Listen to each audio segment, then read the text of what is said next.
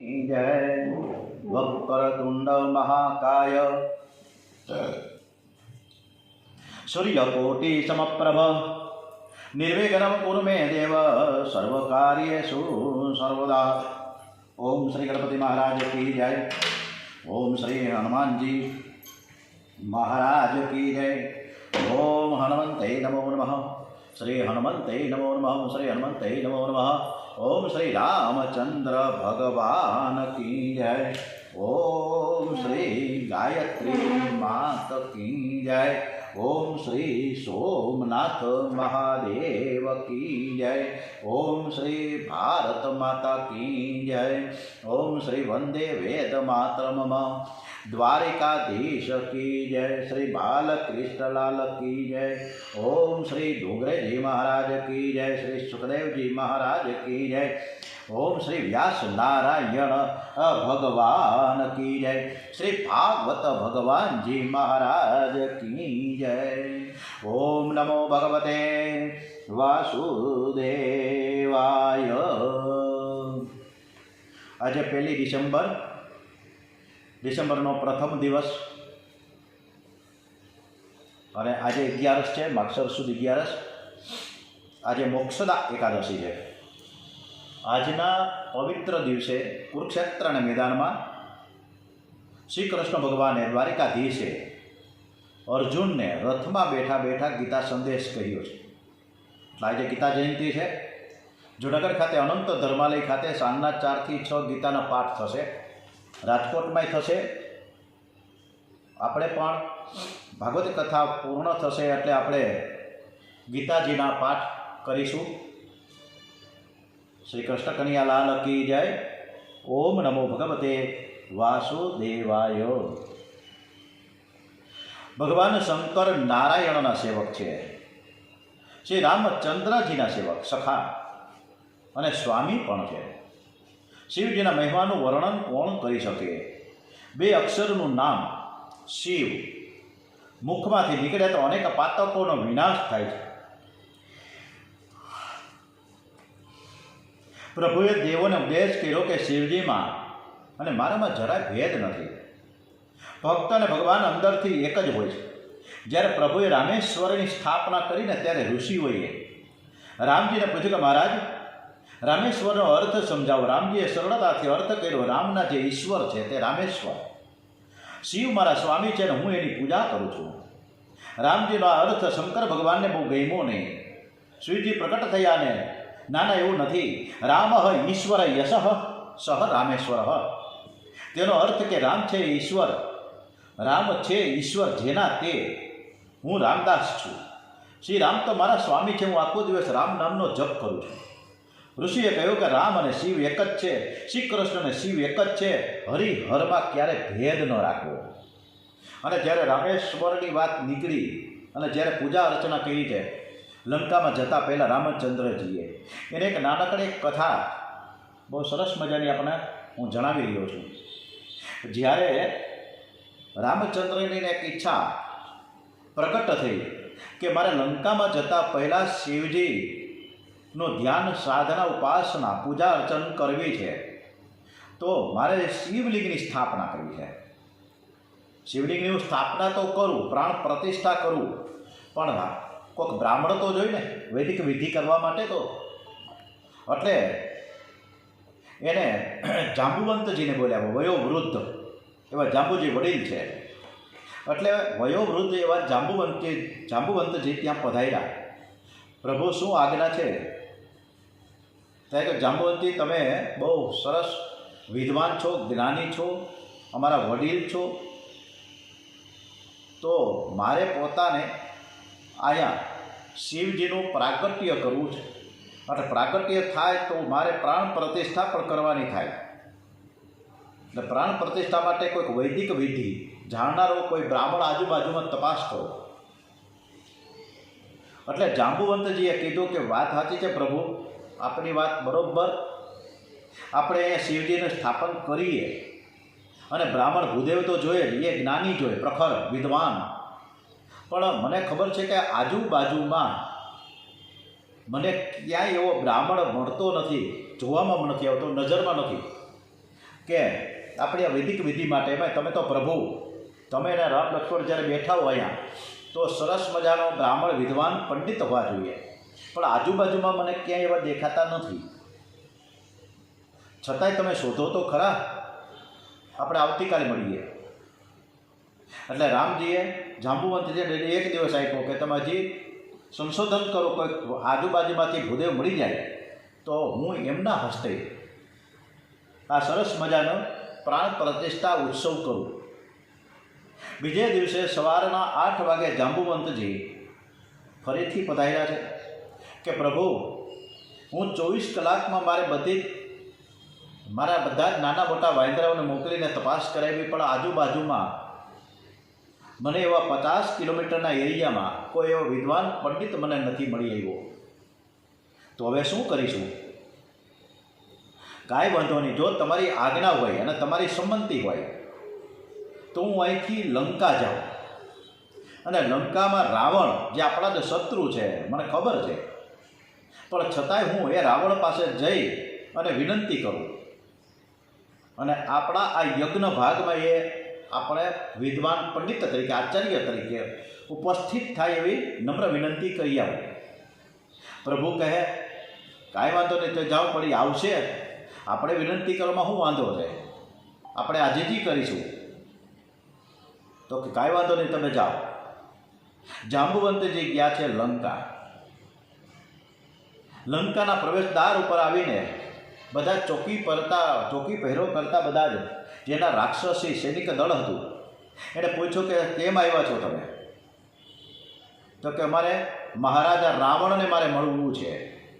હવે આ વયો વૃદ્ધ હતા, 95 વર્ષની ઉંમર, અને વડીલ તરીકે એક માન સન્માન આપીને અંદર બોલાવ્યા. રાજ દરબારમાં એક કહેણ મોકલ્યું, મહારાજ, બહાર એક રીંછ જેવા આકારના મોટા વડીલ છે, પોતે નામ જણાવે છે જાંબુવંતજી, અને આપણને મળવા માંગે છે. ત્યારે લંકા નરેશે એને કીધું કે અંદર આવવા દો. લંકા નરેશે પણ એને આસન આપીને સન્માન કર્યું, સ્વાગત કર્યું. બોલો કેમ આવવાનું, શું પ્રયોજન છે? બીજું ખાસ તો કોઈ પ્રયોજન નથી, પણ મારી સાથે જે આવેલા છે એ બંને ભાઈઓને ત્યાં શિવજીની સ્થાપના કરવી છે, શિવલિંગ સ્થાપિત કરવો છે, અને એના પ્રાણ પ્રતિષ્ઠા કરવી છે. તો વૈદિક વિધિ જાણનાર આજુબાજુમાં કોઈ મને ભૂદેવ ન જણાય, આચાર્ય નહીં, એવો કોઈ શાસ્ત્રીજી નથી કે જે સરસ મજાની વિધિ કરી શકે. પ્રખર પંડિત જોઈ. તો કે તો તમે મારી પાસે આવ્યા કેમ? હું તો રાક્ષસ કુળનો છું. તમે ભલે રાક્ષસ કુળના છો, પણ જન્મે બ્રાહ્મણ છો, ને બ્રાહ્મણ તો છો પણ વિદ્વાન છો, પંડિત છો, અને તમે શિવજીના પાછા પરમ ભક્ત છો. આખા કૈલાસમાં ઉપર શિવજી અને પાર્વતી બિરાજમાન હતા ત્યારે આખો કૈલાસ તમે ઉપાડ્યો હતો, એ મને ખબર છે. એટલે આવા શિવજીના પરમ ભક્ત હોય, પરમ જ્ઞાની હોય, પરમ પંડિત હોય, વિદ્વતાવાળા હોય, તો એને હું આમંત્રિત કરી રહ્યો છું કે તમે આવો. થોડી વાર માટે રાવણે વિચાર કર્યો કે મારે કોને ત્યાં આ પ્રાણ પ્રતિષ્ઠા કરવાની છે. તો દશરથ નંદન એવા રામ અને લક્ષ્મણ, જેના લીડરશીપ હેઠળ અમે અહીંયા પહોંચ્યા છીએ, એમને યજ્ઞ કરવો છે. તો કે એ તો મારા શત્રુ છે, હું જાણું છું, મને બધી જ ખબર છે, છતાંય હું તમારી પાસે એક વિનંતી રાજીજી કરવા આવ્યો છું કે તમે શાસ્ત્રીજી તરીકે, એક આચાર્ય તરીકે, એક વિદ્વાન પંડિત તરીકે આપ ત્યાં પધારો અને આ સરસ મજાનું કાર્ય તમારા હાથે સંપન્ન કરાવો. અમારા રામ અને લક્ષ્મણ તમારા ઉપર ખૂબ ખૂબ પ્રસન્ન થઈને આશીર્વાદ આપશે. કાંઈ વાંધો નહીં, હું આવીશ. કેટલા વાગે શું મુહૂર્ત રાખવું છે? કે તમે કહો ત્યારે અમે તો તૈયાર જ છીએ. તો કે આવતીકાલે હું સવારના 6 વાગે ત્યાં પહોંચી જઈશ, કારણ કે મારે બધી તૈયારી તો કરવી પડે ને. અગાઉથી 1-1.5 કલાક તો તૈયારી થતા થશે. સરસ રીતે હું કરાવીશ.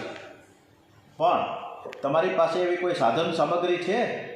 કાંઈ પ્રાણ પ્રતિષ્ઠામાં ઘઉં, ચોખા, જુવાર, અબીર, ગલાલ, કંકુ, મધ, પંચપાત્ર, આવું બધી ઘણી સામગ્રી, ફળ ફૂલ બધું જોયું. તો સ્થાપન કરવા પડે પંચદેવના, આવું બધું એની પાસે છે? તો કે ના રે ના, કાંઈ એવું તો છે નહીં. એ તો વનવાસ વેઠી રહ્યા છે, એટલે એની પાસે તો અત્યારે કાંઈ છે નહીં. એટલે જાંબુવંતજીને આશ્વાસન આપે છે રાવણ કે કાંઈ વાંધો નહીં, જે યજમાન પાસે બીજી કાંઈ સાધન સામગ્રી ન હોય તો એક પંડિત તરીકે, એક શાસ્ત્રીજી તરીકે, એક આચાર્ય તરીકે મારી ફરજ છે કે હું બધી જ સામગ્રી લઈને આવીશ, ત્યાં ગાડા ભરીને આવીશ. તમે ચિંતા નહીં કરો, સરસ મજાની હું વિધિ કરાવીશ. કેટલા વાગે આવશો? તો કે સવારના 6 વાગે આવીશ. બધા જ ઉઠીને નાહી ધોઈને કમ્પ્લીટ થઈ જજો. બીજે દિવસે સવારના 5:30 વાગ્યામાં બધી જ સાધન સામગ્રી, જેટલી વસ્તુની જરૂર છે એ પ્રાણ પ્રતિષ્ઠામાં, યજ્ઞમાં, એ બધી જ સાધન સામગ્રી ગાડામાં ભરીને રાવણ લઈને સવારના ફીટ 5:30 વાગે પહોંચી ગયો. રામજી અને લક્ષ્મણજી, જાંબુવંતજી, સુગ્રીવજી, હનુમાનજીએ બધાએ સ્વાગત કર્યું છે. આવો ભૂદેવ. બધાએ નમસ્કાર કર્યા, ચરણ સ્પર્શ કર્યા છે. પછી એની તૈયારી કરવા લાગ્યા. પણ એ પહેલાં જ્યારે દરબારમાં જાંબુવંતજી પહોંચ્યા હતા ત્યારે એક નાનકડો વિચાર આવ્યો હતો જાંબુવંતજીને રાવણને. એટલે એને જાંબુવંતજીને કીધું કે વાત તમારી સાચી કે આવતીકાલે હું આવું તો ખરા,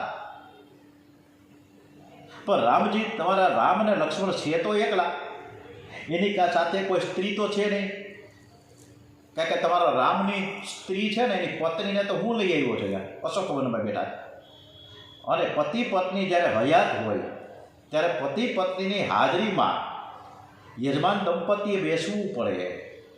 તો સીતાજી અહીં અશોકવનમાં છે, પણ હવે એક કામ કરો, તમે જાઓ અશોકવનમાં, હું પણ તમારી સાથે આવું, અને તમે સીતાને કહો કે તમે મારી સાથે આવો, અને ફરી કાર્ય સંપન્ન થઈ જાય એટલે ફરી પાછા એને અહીંયા તમારે મૂકી આવવાની ફરજ તમારી છે. સીતાજીને પણ કીધું રાવણે કે ભાઈ તમારે જવાનું છે જાંબુવંતજીની હારે. રામની આ શિવજીનો પ્રાણ પ્રતિષ્ઠા કરવા માંગે છે અને મારે આચાર્ય તરીકે જવાનું છે, પરંતુ ફક્ત તમારે અહીંથી થોડી વાર માટે જ જવાનું છે. વિધિ પૂરી થાય એટલે પાછું આવી જવાનું છે જાંબુવંતજીને. કે કાંઈ વાંધો નહીં. બીજા દિવસે 5:30 વાગ્યામાં બધા પહોંચી ગયા. સીતાજી પણ આવી ગયા. આસન ઉપર બિરાજમાન છે રાવણ એક આચાર્ય પદે, અને યજમાન તરીકે રામજી, બાજુમાં સીતાજી, બધા જ ઊભા છે. હનુમાનજી મહારાજ, લક્ષ્મણજી, સુગ્રીવજી, જાંબુવંતજી, બધા જ વાનરો સેના સરસ મજાની. હરિ ઓમ સ્વસ્તિ ના ઇન્દ્રો વૃધસ્વાહા, સ્વસ્તિ ના પૂષા વિશ્વવેદા, સ્વસ્તિ નસ્તાક્ષો હરિષ્ઠરેમિ, સ્વસ્તિ નો બૃહસ્પતિર્દધાતુ. હરિ ઓમ ભદ્રં કર્ણેભિઃ શૃણુયામ દેવા, ભદ્રં વક્ષેમાક્ષભિર્યજત્રાः, સ્ટિરેરંગે સ્તુષ્ટુવાગુંસસ્તુન્વ્રિયસેમહિ દેવહિतं યદાહુ. મંગલમ ભગવાન વિષ્ણુ, મંગલમ ગરુડધ્વજઃ, મંગલમ પુંડરીકાક્ષો, મંગલાયતો હરિ.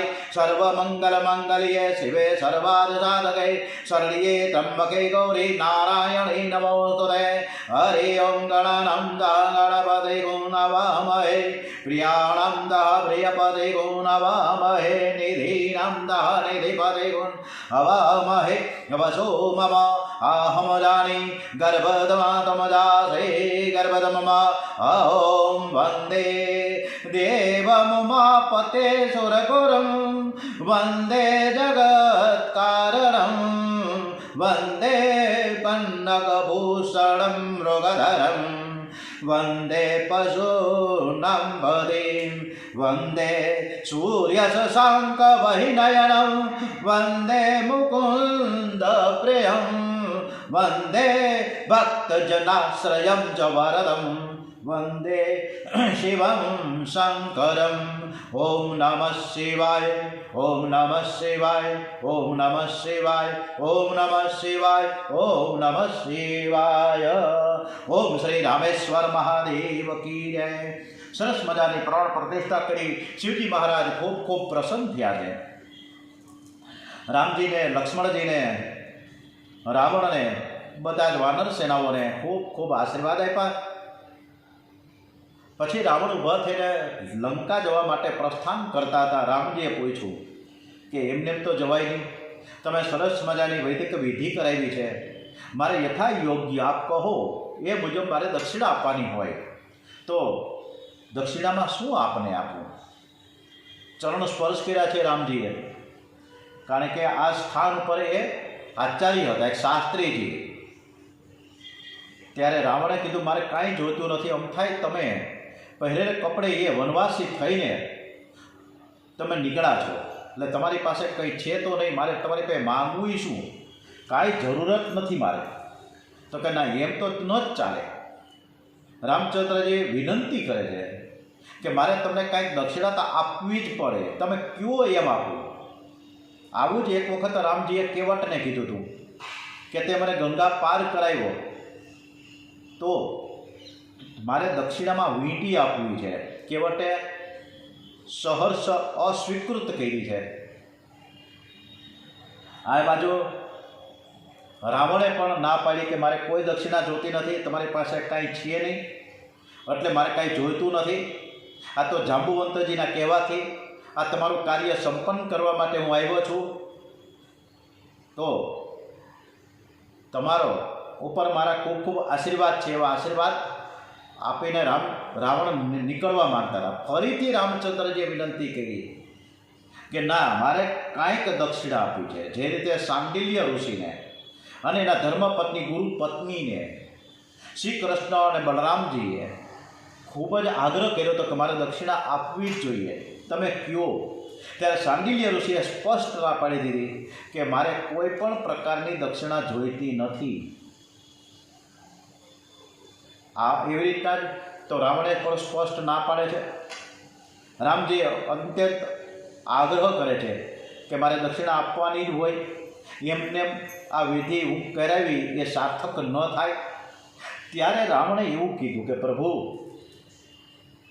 આપણે બંનેનું યુદ્ધ થશે લંકામાં, એ મને ખબર જ છે, અને યુદ્ધ કરતી વખતે જ્યારે હું મરણ શરણ થાવ, હું મરી જઈશ, અને મારી મરતી વખતે મારા મરણ પ્રસંગે હું તમને નિહાળતા તમને અને લક્ષ્મણજીને, રામને લક્ષ્મણને ના દર્શન કરતા હું ગતિને પામું. બસ આ જ આશીર્વાદ સાથે તમે મને દક્ષિણા આપો, બસ બીજું મારે કાંઈ નથી જતું. આમ કહીને રાવણ જતો રહ્યો. રામજીએ તથાસ્તુ કીધું. અદ્ભુત થયા. રાવણ મહાન છે, સીતાજી પર મહાન છે કે તરત જ એ જતા રહ્યા અશોક વનમાં. રામજીએ પણ ખૂબ જ એનાથી પણ મહાન કે આટલો જ એની પાસે આવેલા રાવણને કોઈ પણ પ્રકારની હાનિ પહોંચાડ્યા વગર એની પાસે વિધિ વિધાન કરાવ્યા પછી દક્ષિણા અને ખૂબ સરસ રીતે ભાવ વંદના કરીને પગે લાગ્યા. આ મર્યાદા પુરુષોત્તમ શ્રી રામ છે. ત્યારે આ સરસ મજાના રામેશ્વરની આપણે કથા જેવી મને યાદ આવી મેં તમને કીધી. શિવસ્ય હૃદયમ વિષ્ણુ, વિષ્ણુ હૃદય શિવમ. ભક્ત અને ભગવાન એક જ હોય છે. હરિહરમાં ભેદ રાખે તેનું કલ્યાણ થતું નથી, અને શિવ કૃપા વગર સિદ્ધિ મળતી નથી. તપના અનેક પ્રકાર છે. દુઃખ સહન કરીને સતકર્મ કરીને તપ કરે છે. ઉપાસના કરવી એ તપ છે. અમાસ અને પૂર્ણિમા જેવા પવિત્ર દિવસોએ ઉપવાસ કરવો, પરોપકારમાં શરીર ઘસાવવું એ પણ તપ છે. પરંતુ ગીતાજીમાં તપને એક સુંદર વ્યાખ્યા આપી છે. ભાવ સંશુદ્ધિ એટલે અંતઃકરણની પવિત્રતા એ મોટું માનસિક તપ છે. એનાથી હૃદયમાં શાંતિ અને પ્રસન્નતા રહેશે. સર્વમાં ઈશ્વરનો ભાવ રાખવો એ તપ છે. સર્વમાં ઈશ્વર બિરાજેલા છે એવો અનુભવ કરવો એ મહાન તપ છે. અધર્મ, આપણે વારંવાર અધર્મ તો કરતી રહીએ છીએ. અધર્મની પત્નીનું નામ છે મૃષાદેવી. મિથ્યા ભાષણ કરવાની કુટેવ, અને એમાંથી જ દંભનો જન્મ થાય છે. લોકોને વૈષ્ણવ કહેવડાવવાની ઈચ્છા બહુ હોય, પરંતુ કોઈને સાચા વૈષ્ણવ થવાની ઈચ્છા થતી નથી. દંભનો પુત્ર લોભ છે ને લોભનો પુત્ર ક્રોધ છે. ક્રોધની પત્ની દુરુક્તિ એટલે કે કર્કશ વાણી. મહાભારતના યુદ્ધનું અને રામાયણના કરુણ પ્રસંગોનું મૂળ કર્કશ વાણી છે. વાણીનું તપ તૂટે ત્યાં કલહ એટલે કલી કહે કે મારું કામ શરૂ થાય. ભાગવતનો ઉદ્દેશ એ છે કે દરેક ઇન્દ્રિયોને હરિરસમાં તરબોળ રાખવો. નામદેવજી છે ને દરજીનો ધંધો કરતા. ગોરા કુંભાર માટીમાંથી અનેક વસ્તુનું સર્જન કરતા. કુંભાર કામનો ધંધો કરતા. સેના નાઈ હજામતનો ધંધો કરતા. એ દરેકને પોતપોતાના ધંધામાંથી જ્ઞાન મળેલું છે. વ્યવહારમાં શુદ્ધિ આવી એટલે જીવનમાં શુદ્ધિ આવી એટલે જીતા. 24 કલાક પરમાત્માની પૂજા કરવી જોઈએ. તમારે અહર્નિશ પૂજા માટે કોઈ ધંધો છોડવાની જરૂર નથી. તમે જે દેવની પૂજા કરો છો તે દેવ સ્વતંત્ર છે, સર્વત્ર છે એમ માની સર્વ પ્રત્યે આદર અને પ્રેમ વડે સર્વમાં તમારા ઈષ્ટદેવની પૂજા સર્વકાળ કરો. માનવ પરોપકારને ભૂલવો ન જોઈએ. જે બીજાને સુખી કરવા ઈચ્છે છે તે કદી દુઃખી થતો નથી. એ પરોપકાર કરવાના હેતુથી પરમાત્મા વરાહનું રૂપ લઈને ઉકરડામાં ફર્યા હતા અને માછલા કે કાચબાનું રૂપ લઈને તે સાગરમાં વિચર્યા હતા. એમને એમ લાગતું કે આમ કર્યા વગર સમાજ સુખી થવાનો નથી. રાક્ષસોએ તામસી શક્તિ વધારી પ્રજાને પીડવા લાગી. ત્યારે પરમાત્માએ લીલા કરી વરાહ રૂપ ધારણ કરીને તેઓ પૃથ્વીના રસાતળમાંથી બહાર લાવ્યા. પ્રત્યેક મનુષ્ય પરોપકારની પ્રવૃત્તિમાં જોડાવવું જ જોઈએ. જે બીજાનું ભલું કરે એનું ભલું આપોઆપ થઈ જાય છે. આ પ્રકારની આપણે ભાગવતની સરસ મજાની આ કથા કરી. આપણે ગોરા કુંભારની પણ હજે સરસ મજાની એક વાત કરીશું. શ્રી કૃષ્ણ કનૈયાલાલ કહી જાય. અને હવે સરસ મજાની ગીતાજીના પાઠ કરીશું. પુરુષોત્તમ યોગ 15મો અધ્યાય. આપણે આ કથાને વિરામ આપીએ. ગણપતિ મહારાજ કહી જાય, હનુમાનજી મહારાજ કહી જાય, શ્રી કૃષ્ણ કનૈયાલાલ કહી જાય. ઓમ શ્રી ડોંગરેજી મહારાજ કી જય. ભાગવત ભગવાનજી મહારાજ કી જય. શ્રી ભારત માતા કી જય. ઓમ નમઃ પાર્વતી પતય. હર હર હર મહાદેવ હર.